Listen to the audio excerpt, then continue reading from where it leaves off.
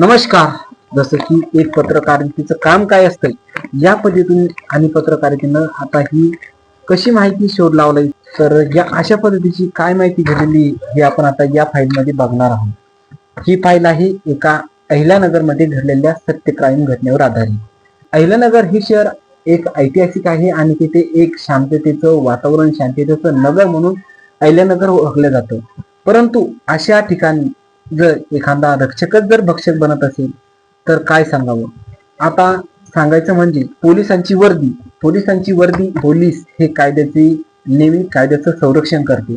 परंतु जर एखादा पोलीस जर गुन्ह्याच्या स्वरूपात जात असेल किंवा जे त्या नको गोष्टी करत असेल तर यासाठी नेमकं मग आता जनतेनं विश्वास ठेवायचा कोणावर. अशीच एक घटना घडलेली आहे. ही घडलेली आहे अहिल्यानगरमध्ये.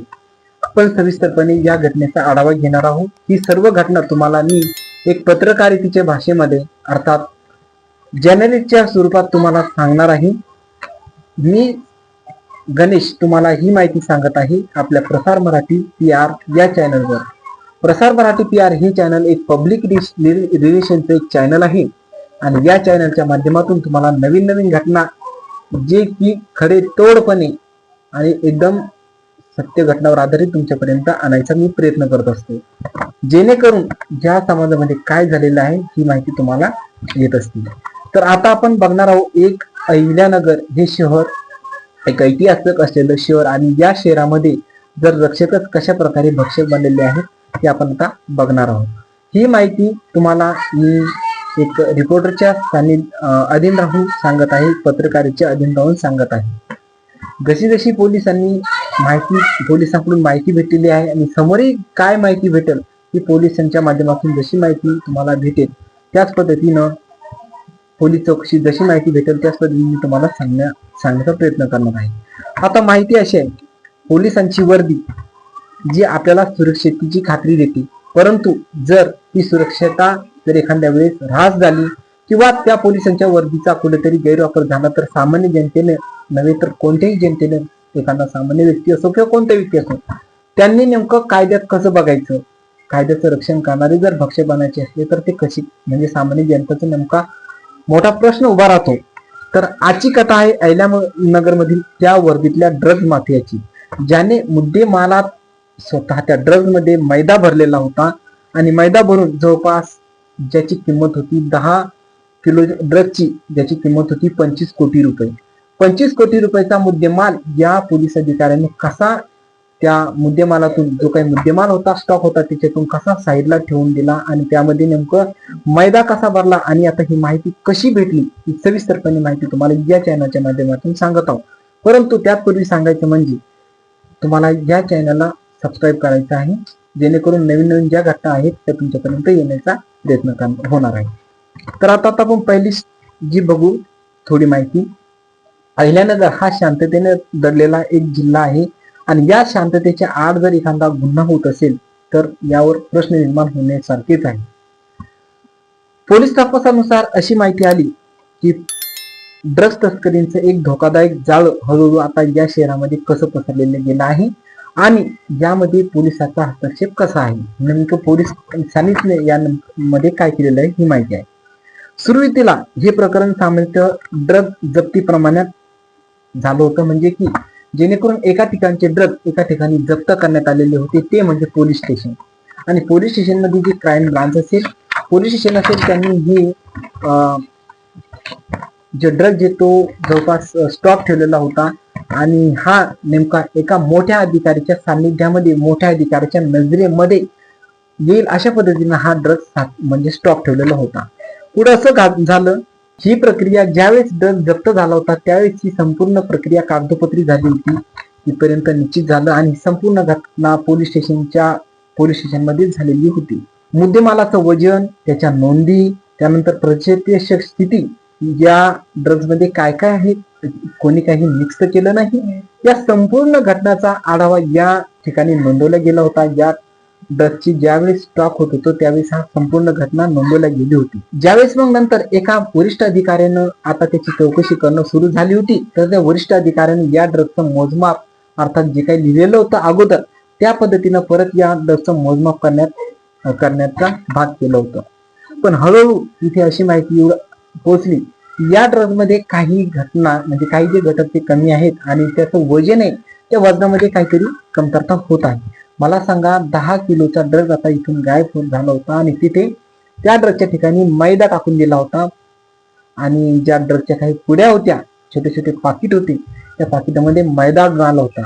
आता वजनामध्ये फरक आल्यामुळं अक्षरशः पोलिसांना काही वाटलं होतं की आता ही नोकरी धोक्यात येऊ शकते आणि हे नेमकं केलं कोण याची सगळी चौकशी आता सुरू झाली होती. कारण हा जो ड्रग आहे हा बरोबर मुख्य साहेब आहे त्या मुख्य साहेबाच्या नजरेमध्ये हा ड्रग स्टॉक ठेवण्यात आला होता आणि जर मुख्य साहेबाच्या नजरेत हा ड्रग स्टॉक असेल तर मग इथं काही कोणी पोलीस स्टेशनच्या हद्दीच्या बाहेर तर कोणी येऊ शकणार नाही असा मोठा प्रश्न होता.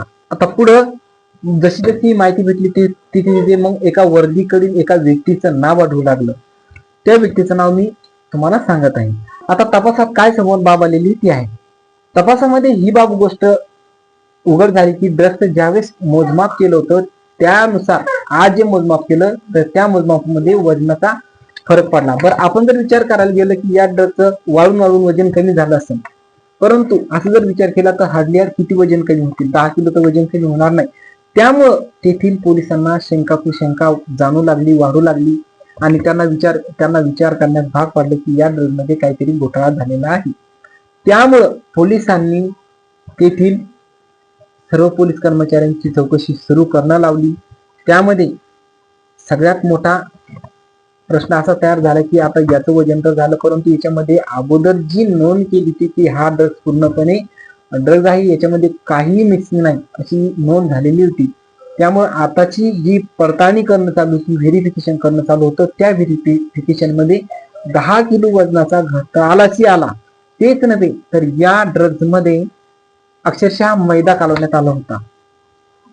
मग आता खरा ड्रग्स आता नेमका गेला कुठे? आणि जर मोठा अधिकारी असेल त्याच्या नजरेमध्ये जर हा संपूर्ण प्रकार घडलेला असेल, जसे की स्टॉक वगैरे ठेवलेला असेल, तर मग आता याच मोठ्या अधिकाऱ्याला प्रश्न पडला की मग बाकीचा जो ड्रग्ज आहे एवढं वजन कमी भरलं जातं आणि तेच नव्हे तर यामध्ये मैदाही कालवला जातो, तर बाकीचा ड्रग्ज मग गेला कुठे प्रश्न तयार झाला. आणि त्याच नंतर पोलीस स्टेशन मधली जी इन्व्हेस्टिगेशन आहे ती चालू झाली, चौकशी सुरू झाली.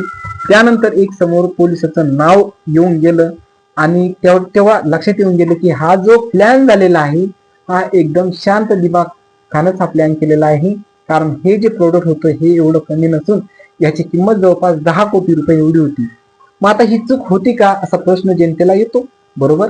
मग आता ही चूक नसून यामध्ये बरोबर ही थंड माइंडने केलेला हा प्लॅन होता आणि त्यानुसार थंड माइंडने केलेल्या प्लॅननुसार हे 10 किलोचं ड्रग हे म्हणजे पोलीस स्टेशन मधून गायब झालेलं होतं. जसं जसा आता तपास वाढू लागला त्या तपासाच्या आधी एक नाव वारंवार पोलीस स्टेशन मध्ये घुमू लागलं होतं. ते नाव म्हणजे श्याम सुंदर गुजर. श्याम सुंदर गुजर हा पोलिसातील एक कर्मचारी होता आणि त्याला संपूर्ण माहित होतं या ड्रगच्या संदर्भात हा ड्रग कुठे ठेवलेला आहे आणि कसा स्टॉक ठेवलेला आहे, कोणाच्या अधीन हा स्टॉक ठेवलेला आहे. तेच नव्हे तर याची किंमत कुठे आहे, काय आहे संपूर्ण आणि कायदा काय या संपूर्ण अधिकाऱ्याला याची माहिती होती.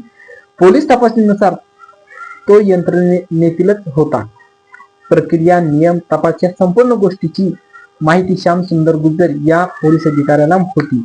या संपूर्ण माहितीचा या अधिकाऱ्याने आता गैरवापर केलेला आहे आणि आता याची चौकशी सुरू झालेली आहे.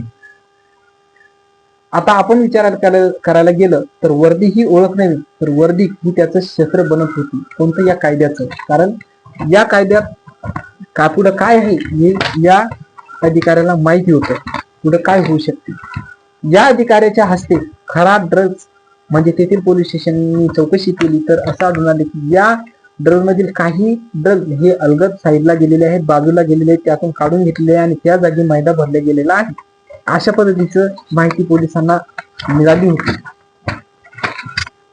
आता राहिला होता संशय. मग आता संशय नेमका कोणावर कारण हा संशय कोणावर घ्यावा आणि कसा घ्यावा हाही मोठा प्रश्न होता. परंतु संशयाचं मूळ असंच आढळून आलं की हा जो ड्रग होता हा मुख्य साहेबाच्या नजरेच्या अधीनस्थ राहून म्हणजे नजरेच्या जवळच असल्यामुळं म्हणजे त्यांच्या सानिध्यात असल्यामुळं याची व्यतिरिक्त कोणी येऊ शकणार नव्हती. तर फक्त जे अप्पर अधिकारी येत होते तेच येत होते.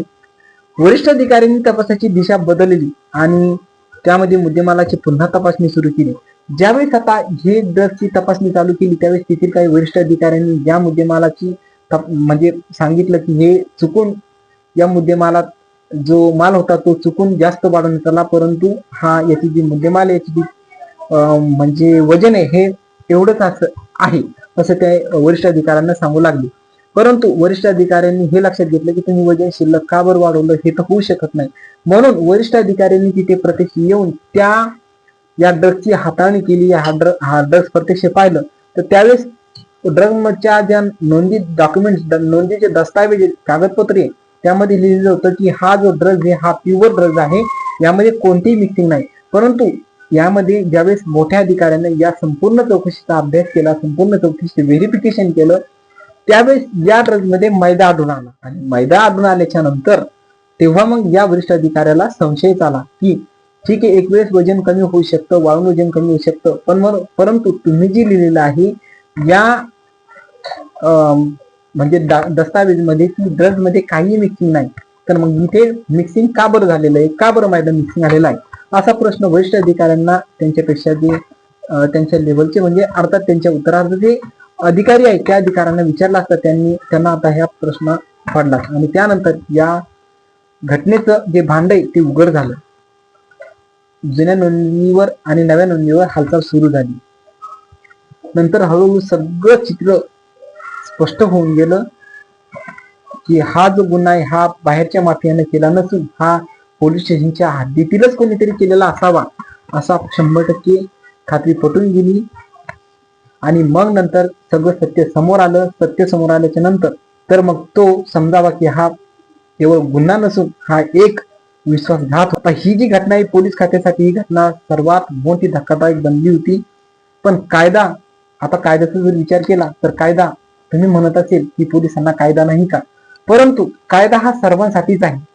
कायदा हा गरिबासाठी आहे, श्रीमंतासाठी आहे, सगळ्यांना समान कायदा आहे. मग त्यात गरीब असो, श्रीमंत असो, नोकरदार असो, भिकारी असो किंवा कोणाकडे काहीही नसो, सगळ्यांसाठी कायदा म्हणजे व्यवस्थितच आहे आणि तो कायदा सर्वांसाठी लागूच असतो, मग तो कोणी असो. ज्यावेळेस हा गुन्हा सिद्ध झाला त्यावेळेस मात्र शिक्षा ही अटळ असते. कोणताही गुन्हा करणाऱ्याला शिक्षा ही अटळ असते. परंतु आता ही जी घटना ज्यावेळेस काही लोकपत्रामध्ये न्यूज पत्रामध्ये ज्यावेळेस आली त्यावेळेस लोकांना हा मोठा प्रश्नच झाला की खरंच जर वर्दीतला व्यक्ती जर अशा पद्धतीचा म्हणजे कायद्याचा भंग करत असेल किंवा वर्दीमध्ये राहून जर एवढ्या मोठ्या गोष्टी हस्तक्षेप करत असेल तर नेमकं आता पोलिसावर जनतेने विश्वास ठेवावा की नाही आणि इथून पुढचं नेमकं काय. संरक्षकच भक्षक ठरत असेल तर आता विश्वास नेमकं ठेवावा कोणावर हा मोठा प्रश्न आहे.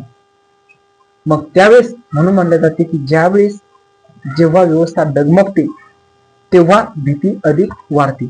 आणि आता सामान्य जनतेमध्ये असे जर प्रश्न म्हणजे असे जर न्यूज आणि असे जर घटना होत असेल तर सामान्य जनतेमध्ये काय येईल हा मोठा प्रश्न आहे. तुम्हाला काय वाटतंय जरूर कमेंट मध्ये सांगा.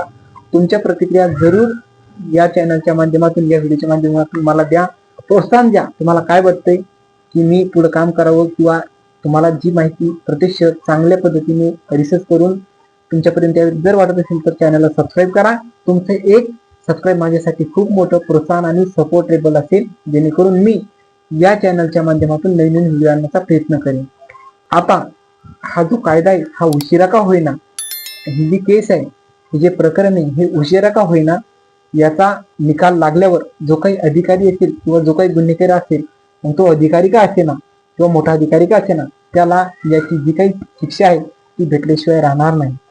तर तुम्हाला काय वाटतं या व्हिडिओ जरूर सांगा आणि नवीन नवीन घटना ऐकण्यासाठी आपल्या चॅनलला सबस्क्राईब करून ठेवा. चला भेटूया नंतरच्या नवीन कथेसोबत. तोपर्यंत तुमच्या परिवाराची काळजी घ्या, स्वतःची दक्षता घ्या. धन्यवाद.